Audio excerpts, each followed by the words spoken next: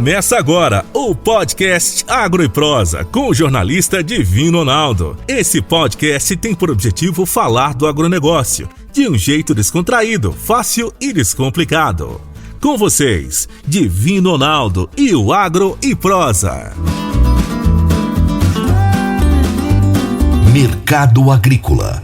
Por quem conhece do assunto, o consultor de mercado Enio Fernandes. Caríssimos e caríssimas, a CELG-D, responsável pela distribuição de energia no estado de Goiás, foi vendida. A Enel, a detentora da companhia, comunicou que repassou a operação para a Equatorial Energia.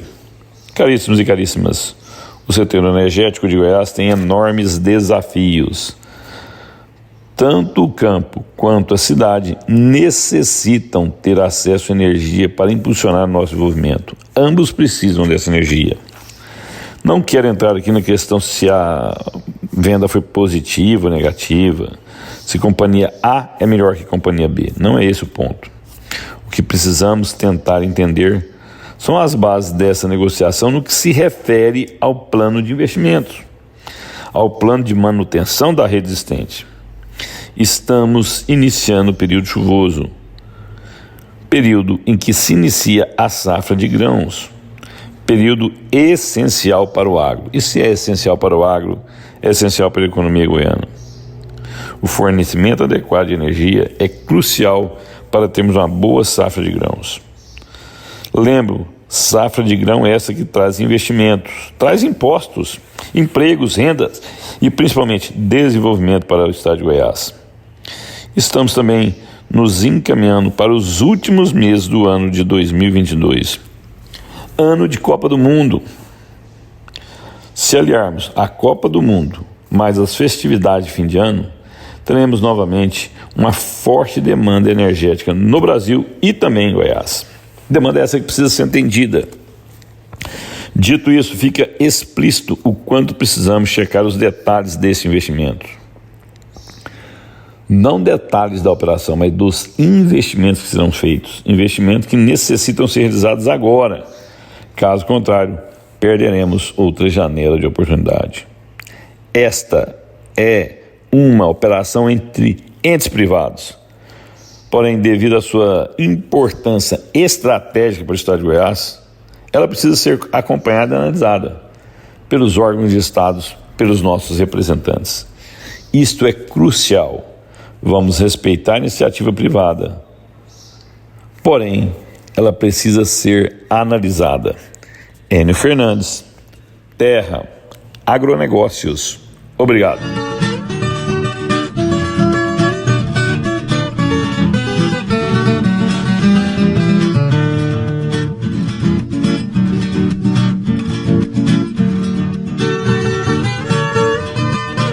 O meu entrevistado de hoje será José Leonardo Ribeiro, que é zootecnista e doutor em agronomia pela Exalc USP e é gerente de produtos de ruminantes da Guabi.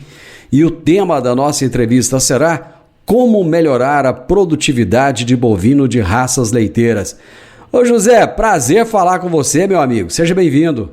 Divino, o prazer é todo nosso. Em nome da Guabi, eu gostaria de agradecer muito o convite e estamos aqui para poder colaborar diante do que nós observamos ser algo fundamental para o Brasil e para os produtores de leite, que é a bovinocultura leiteira. Como é que está a produção de leite no Brasil hoje? A produção de leite no Brasil, Divino, ela nos últimos meses, ela vem tendo um aumento na captação. Quando eu falo últimos meses, eu estou me referindo mais no último mês, o mês de julho e o mês de agosto.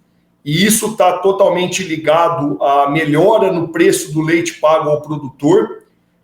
Isso a gente tem observado, é o 6º mês consecutivo que o pecuarista, na média nacional, tem recebido mais pelo litro do leite produzido. É claro que quando isso acontece e nós estamos num momento associando aí uma melhora no preço pago ao produtor com uma queda no preço de fertilizantes, de combustíveis e parte dos alimentos usados na nutrição desses bovinos, então tem-se observado aí um aumento de captação. Esse mês de julho a captação aumentou em torno aí de 6%, perante o mês anterior, que seria o mês de junho, mas ele ainda está bem aquém do leite captado no ano anterior, e isso está diretamente ligado, é claro, ao custo de produção, que nesse ano se mostra maior do que foi no ano passado. Mas esses preços bons recebidos aí pelo produtor vão durar quanto tempo, hein? Olha, Divino, se a gente avaliar o histórico nos últimos anos, a expectativa, normalmente com o término do período seco e início da primavera e, consequentemente, daqui a pouco período chuvoso, a tendência é que o preço do leite tenha aí uma retração a partir dos próximos meses, o que não é novidade dentro da cadeia. O importante, e é o que a gente não sabe relatar, é quanto será essa queda, né? Então, o que se espera, e que talvez seja uma boa expectativa para o pecuarista, é de que, em função de uma safra recorde que está se prevendo para o ano que vem, quase 308 milhões de toneladas de grãos, nós tenhamos aí uma maior oferta de insumos, de ingredientes, e isto associado ao início do período de águas, né, que vai começar talvez daqui um mês e meio, esse pecuarista também possa contar um pouco mais com a forragem proveniente das pastagens e alimentos volumosos como silagem, e isso possa também trazer aí a um custo um pouco menor de produção. Eu sempre costumo dizer que o pecuarista, e seja ele o pecuarista que produz carne ou o pecuarista que produz leite, existe uma pequena ou quase nenhuma interferência sobre o preço que ele vai receber no leite, a não ser que ele trabalhe aí com um mercado mais específico. No entanto, o grande ponto é o controle do custo de produção. Então, ele tem que estar muito bem acompanhado quanto ao quanto ele gasta para produzir aquele litro de leite, porque assim ele vai saber, mesmo que possa, porventura, haver uma queda no preço do leite que ele recebeu no mês anterior, mas ele consegue ter um controle maior sobre o seu custo de produção. Isso, no final, pode até trazer para ele uma lucratividade maior, mesmo com talvez um preço de leite um pouco inferior. Zé Leonardo, eu vi uma informação que eu achei bem interessante, rapaz. A raça Girolando é a responsável por mais de 80% da produção interna. Por que essa raça se tornou tão importante na produção brasileira de leite? Ela se tornou muito importante, Divino, em função dela associar a rusticidade proveniente da raça Gir. São animais muito resistentes e, consequentemente, são mais resistentes no que diz respeito à temperatura, a umidades mais altas, a questão ambiental, e, por outro lado, essa raça Girolando tem também aí a produtividade proveniente do gado holandês.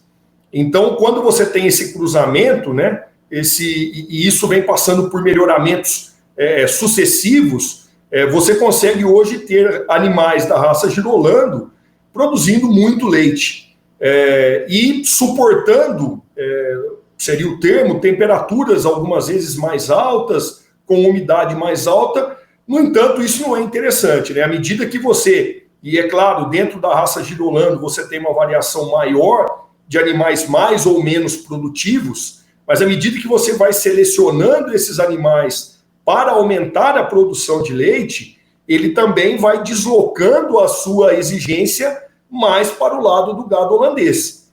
Por isso que nós temos observado cada vez mais, principalmente na região sudeste, Minas Gerais principalmente, o aumento dos compostos, o compost barn, né, como é chamado, porque ele traz para o animal um conforto ambiental, seja de temperatura, seja com menor umidade, e isso faz com que esse animal consiga responder melhor à produção de leite.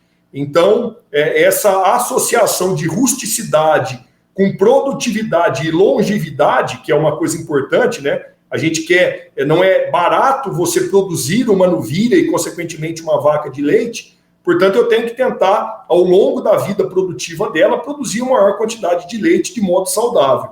E aí, a raça Girolando consegue trazer essa situação. Não é o animal mais produtivo, né? O mais produtivo seria o holandês, no entanto, em muitas regiões do país, a raça Girolando se encaixará melhor em função das questões ambientais. Seu Leonardo, qual que é a importância de uma alimentação de qualidade para os bovinos? Excelente pergunta, Divino. Quando a gente fala qualidade, e qualidade difere um pouco de valor nutricional, a gente sempre associa um alimento ou uma nutrição em que aquilo que o animal está consumindo apresenta um bom valor nutricional, ou seja, ele tem um nível adequado de proteína, ele tem um nível adequado de extrato etéreo, de energia, de carboidratos, de amido, mas ele tem que ser um alimento consumido pelo animal. Então, esse termo qualidade, ele existe a partir do momento em que eu forneço um determinado alimento, seja por uma bezerra, seja por uma novilha, por um animal no período pré-parto e no período de lactação, em que esse alimento ele é bem aceito pelo animal, o animal vai ter um bom consumo e se ele está consumindo um alimento que apresenta bons níveis nutricionais de proteína, energia, vitaminas, minerais, isso consequentemente vai trazer um resultado melhor no sentido de uma produção melhor, muitas vezes com maior eficiência, ou seja, o animal ele come uma quantidade de alimento menor ou igual para produzir uma quantidade de leite maior ou ganhar mais peso durante a sua fase de desenvolvimento. Então, é muito importante, no momento em que o pecuarista, o produtor de leite está adquirindo uma ração, por exemplo, ele saber não só se aqueles níveis nutricionais que estão ali, eles são importantes, mas quais são as fontes dos alimentos que compõem aquela ração. E quando a gente fala de uma maneira de variações que existem de maneira mais ampla, que seriam os alimentos volumosos, principalmente se tratando de gado de leite, a silagem de milho, por exemplo, é muito importante que o produtor de leite conheça a qualidade desse alimento, porque ela é extremamente variável a depender do momento da colheita, a depender da quantidade de grãos que eu tenho naquela roça que foi colhida. Então, a partir do momento que eu conheço a qualidade do alimento concentrado, quando é um produtor, por exemplo, que formula a ração na fazenda, ele compra um núcleo de uma empresa de nutrição, adquire milho, soja, é importante que ele conheça os valores nutricionais desses alimentos e uma vez que esses alimentos são fornecidos e o animal come de uma maneira adequada, eu posso dizer que eu estou trabalhando com um alimento de qualidade. Na prática, quais que são os principais fatores que ele precisa de levar em conta no manejo nutricional desses animais? Excelente também. Quando eu estou falando de bezerras, por exemplo, é muito importante que a partir do 3º dia de vida, essa bezerra já tenha acesso ao alimento concentrado. Por exemplo, ela não precisa ingerir alimento volumoso, seja silagem, seja capim picado, e nunca, por exemplo, uma cana picada. Por quê? Porque é um animal muito jovem, com um rumen muito pequeno, e ele precisa estar ingerindo um alimento de alto valor nutricional, e aí os concentrados têm esse papel, as rações iniciais, e automaticamente que essas rações tenham aditivos, como, por exemplo, pré-biótico, probiótico, que fazem com que esse animal desenvolva de uma maneira mais eficiente. Quando eu estou pensando numa novilha, que é depois da fase de bezerra, eu tenho que monitorar o ganho de peso desse animal. Muitas vezes, essa bezerra, ela vai passar, a novilha vai entrar no período desta categoria, no período seco, e se eu não trabalho fornecendo um alimento adicional a ela, do que, por exemplo, pasto ou um alimento volumoso, ela vai ganhar menos de 700, 800 gramas por dia, o que não é desejado quando eu penso que eu quero lá na frente ter uma vaca de alta produção. Quando eu vou para o pré-parto, eu preciso trabalhar com uma dieta aniônica, por exemplo, sais aniônicos que são especificamente formulados para as novilhas ou vacas secas 21 dias antes do parto, para que ela consiga ter uma quantidade de cálcio adequada no momento do parto. Porque esse cálcio é importante para que o animal tenha as contrações e o bezerro nasça, e para aquele colostro que a vaca vai estar sintetizando 15 a 20 dias antes do parto, ele seja formado na quantidade suficiente. E por fim, uma vaca de lactação, é muito importante que a propriedade ela busque trabalhar com lotes de acordo com o nível de produção das vacas. Em muitas situações, isso não é possível. Mas aí você observa, por exemplo, dentro de um mesmo lote, uma vaca produzindo 15 a 20 quilos com outras produzindo 40 quilos. Numa situação dessa, é muito difícil você conseguir trabalhar com uma dieta que consiga atender as duas categorias sem que o pecuarista tenha aí um prejuízo econômico.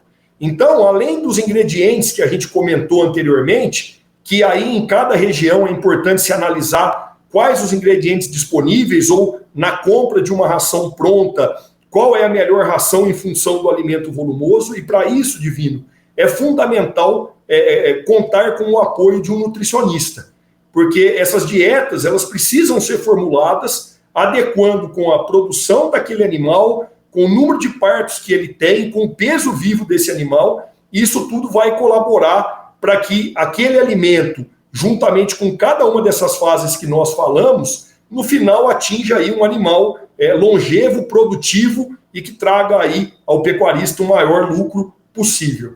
Zé Leonardo, eu vou interromper aqui rapidinho, só para fazer um intervalo, já nós voltamos. Agro e Prosa, falando do agronegócio de um jeito descontraído, fácil e descomplicado.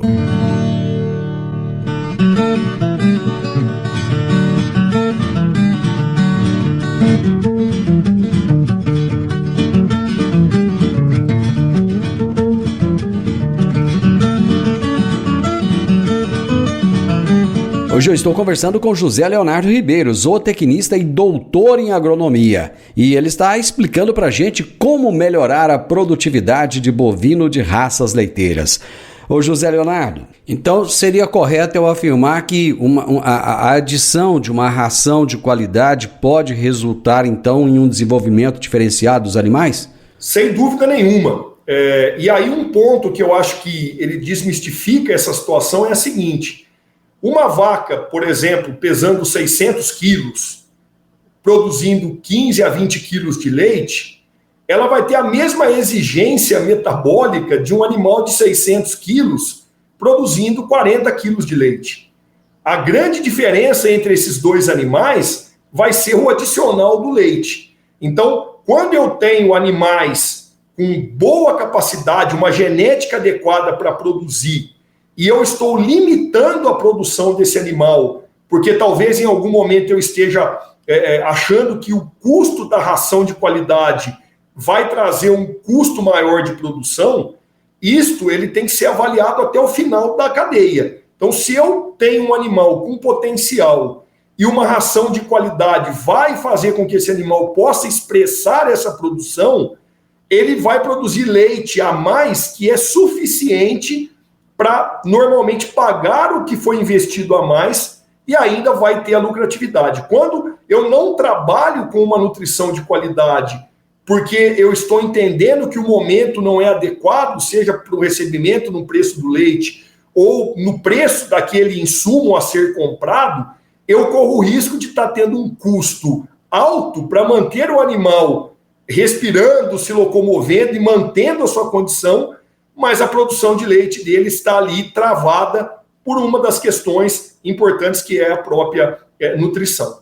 Você chegou num ponto aí que até eu queria comentar, porque esse mercado, ele enfrenta muitas oscilações. Na mesma hora que o produtor de leite está ganhando dinheiro, ele já começa a enfrentar dificuldades, no outro momento ele já tem o custo do insumo muito alto, né? E diante desse quadro, você havia falado aí, às vezes, até de ter um nutricionista, né? Se você tem uma variação aí de produção dos animais, né? Como é que ele vai fazer, né? Para conciliar, então, esse custo de produção, né? Com investimento numa boa nutrição?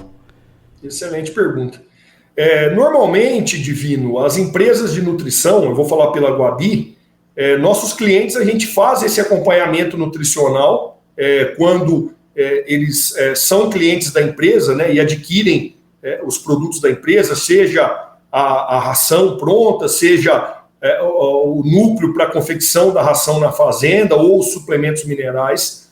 E realmente, quando a gente comentou no início, é muito complicado o produtor saber exatamente quanto ele vai receber por mês no preço do leite. Na verdade, ele não tem essa informação. Portanto, a única maneira que ele tem de ter um controle dentro da propriedade, dentro da porteira, é sobre o seu custo de produção, quer dizer, quanto custa produzir 1 litro de leite. E dentro desse aspecto, a gente tem como experiência aí de muitos anos, de que se você consegue explorar o potencial produtivo do seu animal com uma nutrição balanceada e que faz com que esse animal consiga aumentar a sua produção, normalmente você tem uma diluição do teu preço do leite produzido, teu custo, do leite produzido. Então, é claro que essa análise ela precisa de um acompanhamento e ela não serve como base para qualquer situação, mas, de modo geral, todas as vezes em que você consegue produzir um alimento volumoso, porque esse é um ponto importante também, uma vaca de leite consome aproximadamente 30 quilos todos os dias de silagem de milho, por exemplo. E se eu não tenho um controle sobre o custo da minha silagem de milho, muitas vezes eu estou tendo um investimento mais alto do que eu estou colocando dentro do sistema, eu estou subestimando o custo, por exemplo, de uma silagem, e isso pode, consequentemente, trazer um aumento de custo de produção do litro de leite, que pode também comprometer. Por outro lado, quando eu tenho uma eficiência maior em produzir uma silagem de milho de qualidade, por exemplo, eu consigo, na verdade, às vezes, diminuir a quantidade de alimento concentrado para que esse animal consiga ter a produção semelhante ou até maior. Então, na verdade, o ponto, e aí acho que uma dica importante, e talvez isso não consiga ser feito de uma maneira imediata pelo produtor, mas isso acho que pode ser traçado ao longo do tempo, é ele conhecer exatamente quanto custa ele produzir 1 litro de leite. A partir desse momento, vai ficar menos complicado entender, por exemplo, de que um lote de vacas de 30 quilos de leite, por exemplo, cujo custo da dieta é maior do que um lote de vacas com 25 quilos de leite por dia, mas normalmente esse custo do leite produzido pela vaca de 30 vai ser menor do que o custo do litro de leite produzido pela vaca de 25. E isso vai fazer com que, ao longo do tempo, selecione-se cada vez mais animais para que a produção seja maior. Porque, desta maneira, eu vou conseguir, talvez dentro da minha mesma área, trabalhando com animais mais produtivos, eu vou conseguir ter uma produção de leite maior por hectare ou maior por número de vacas dentro do meu rebanho, e isso tende, consequentemente, a trazer aí não só uma melhora na receita e na lucratividade da pecuária leiteira, mas também filhas dessas vacas de maior produção tendem, consequentemente, a ter um melhor preço na hora que esse pecuarista não precisar mais fazer a reposição total dos animais dentro da sua estrutura, e ele começa a ter, então, se ele não quer crescer o número de animais do rebanho, ele começa a disponibilizar novilhas para o mercado, e isso se torna também uma fonte de renda além do leite para esse pecuarista. Então é possível atingir resultados satisfatórios sem colocar muito dinheiro no negócio? Sim, é possível. É claro que isso vai depender muito para cada fazenda em que ponto ela está, mas, Divino, pensando nessa situação, nos últimos anos, nós da Guabi desenvolvemos não só para o segmento de bovinos, mas também no segmento de aquacultura e de equinos, um programa chamado SIGAD. Este é um programa que a tradução seria Sistema Guabi de Alto Desempenho, e qual que é a finalidade dele? Não é tratar com o pecuarista, como não é feito nas visitas, a visita ela engloba muito mais do que falar apenas da nutrição em si, mas o SIGAD ele é caracterizado por 4 matrizes, basicamente. A gente tem uma matriz de nutrição, que a gente falou bastante aqui, a gente tem uma matriz de manejo, uma matriz de equipamentos e instalações e uma matriz de bem-estar e ambiência. Como é que funciona? A gente, numa visita ao cliente, no prazo de aproximadamente 1 hora, e aí vai depender muito da interação dos gerentes da fazenda, do proprietário e dos demais funcionários, mas para cada uma dessas matrizes existem algumas perguntas que são respondidas pelos próprios pecuaristas e pela sua própria equipe. Então, um exemplo simples, bebedouro de água. A lavagem do bebedouro ela é feita uma vez por semana, 2 vezes por semana, 3 vezes por semana ou todos os dias? Esta é uma pergunta que ela parece simples, mas se eu não tiver dentro da fazenda uma água de qualidade, que não está ligada à silagem, não está ligada à minha ração, o animal vai consumir menos água. E eu não mensuro isso todo dia. E é uma relação direta. Animal que bebe menos água, consome menos alimento e produz menos leite. Então, muitas vezes, a gente está trabalhando para tentar atingir uma determinada nutrição de precisão e lá atrás, na qualidade de água, que seria uma situação base, esse pecuarista, por algum motivo, ele não está conseguindo trabalhar da maneira mais apropriada. E por que a gente diz que, teoricamente, tem coisas que não têm custo? Porque se ele passar a lavar o bebedouro todos os dias, dentro da estrutura dos funcionários que ele tem, dentro da mão de obra que ele tem, certamente essa vaca vai beber mais água e vai comer mais alimento e vai produzir mais leite, sem que eu tenha feito grandes mudanças. E o que é importante do CIGAD é que a gente observaria ele como se fosse um barril. E essas matrizes seriam as lascas do barril, e para cada matriz dessa eu tenho 4 furos. A base dos furos é onde eu tenho que tentar primeiro atingir. Então não adianta, por exemplo, eu querer melhorar a qualidade do meu bebedouro, trazer um bebedouro extremamente sofisticado, que talvez seria o topo da pirâmide aí, se eu não estou lavando esse bebedouro. Ah, tudo bem, eu não tenho condição de lavar os bebedouros todos os dias, porque a minha mão de obra não permite. Então eu vou instalar um bebedouro que tem um tamanho bem mais reduzido, que tem uma excelente vazão de água e que permita que as vacas consigam ter uma água de qualidade melhor. Aí sim eu passo a ter um investimento um pouco maior, mas isso funciona para todas as matrizes e submatrizes que a gente avalia. É interessante porque ela é dinâmica, quem dá a nota é o pecuarista, a fazenda fica com as planilhas todas na fazenda, e em visitas subsequentes, a gente vai, durante a primeira, a segunda e a terceira, a gente vai desenvolvendo planos de ação e a gente vai confirmar se aqueles planos de ação que foram elaborados estão sendo feitos. E isso vai fazer com que, ao longo do tempo, eu consiga ir melhorando a produtividade da fazenda através da própria visão do pecuarista, do gerente, do produtor. E como todo mundo participa da conversa, é algo muito interessante, porque muitas vezes você tem fazendas de porte um pouco maior, em que a estrutura se torna tão grande a ponto de que você não tem aí todo momento uma interação entre os funcionários. E nessa conversa, nesse bate-papo, isso acontece.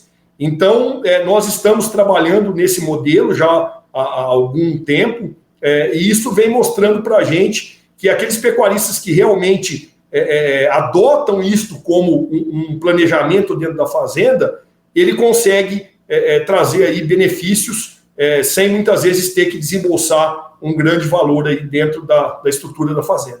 Só para resumir a nossa prosa, tem que ter gestão e engajamento da turma, né?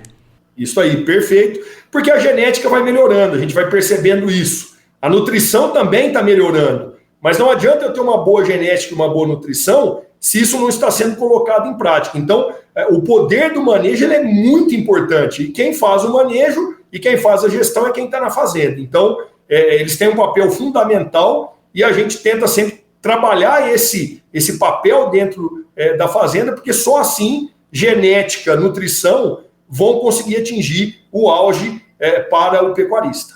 Meu amigo, foi bom demais dar conta para o Ziaxi.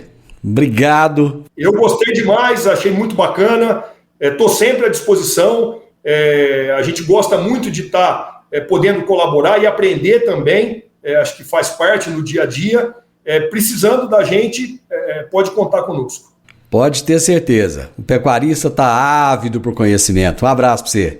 Um abração. Você ouviu o podcast Agro e Prosa. Se gostou, compartilhe, recomende e nos siga nas diferentes plataformas de podcast.